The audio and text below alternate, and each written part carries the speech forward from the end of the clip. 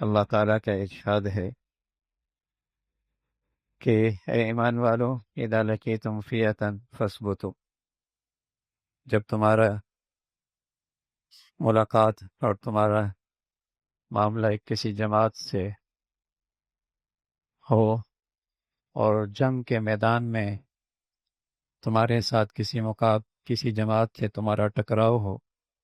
تو فاثبتوا، پھر اقامت کا اور مضبوطی کا مظاہرہ کرو اور خوب اللہ کو یاد کرو، اور ایسے موقع پہ اللہ اور اللہ کی رسول کی اطاعت کرو اور آپس میں جوڑ رکھو،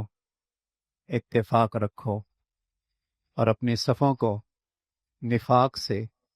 اور انتشار سے محفوظ رکھو، اس لیے کہ انتشار اور نفاق سے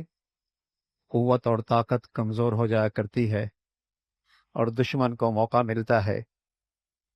یہ اہل ایمان کو ہدایت ہے کہ جب مسلمان کسی دشمن سے میدان جنگ میں اس سے واسطہ پڑا ہو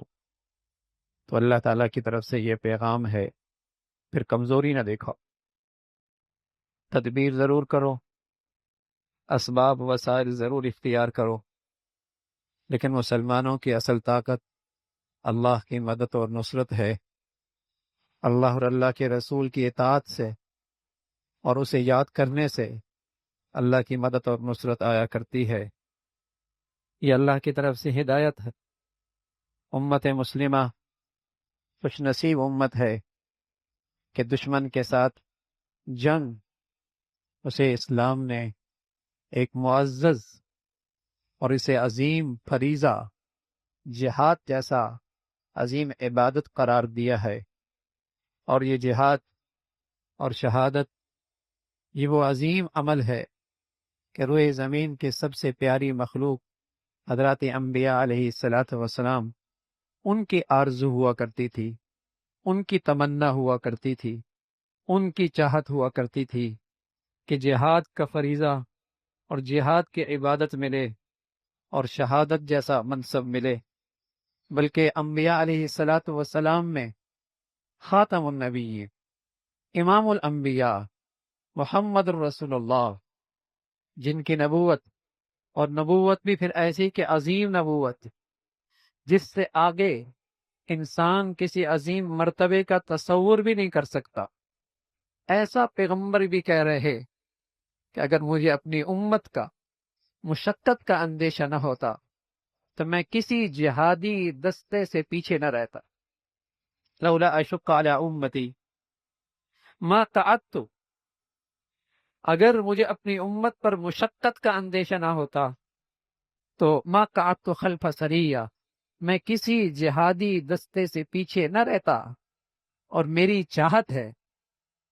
وددت ان اقتل فی سبیل اللہ ثم احیا ثم ابتل ثم احیا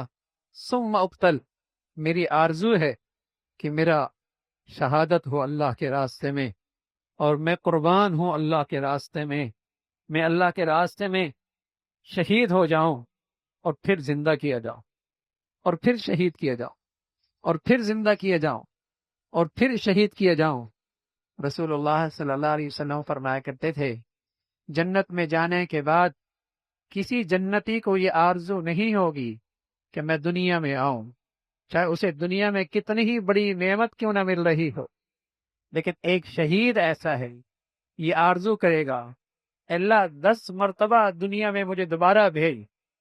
پھر تیرے راستے میں شہادت کا منصب حاصل کروں، اس لیے کہ وہ جنت میں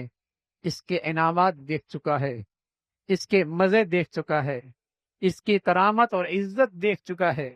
تو یہ امت مسلمہ خوش نصیب ہے کہ اس کے دین میں جہاد جیسا فریضہ ہے، شہادت جیسا عظیم منصب ہے، اس لیے اس امت کا کوئی فرد میدان جہاد میں کبھی نہیں ہارا کرتا، یا تو فتح ملا کرتی ہے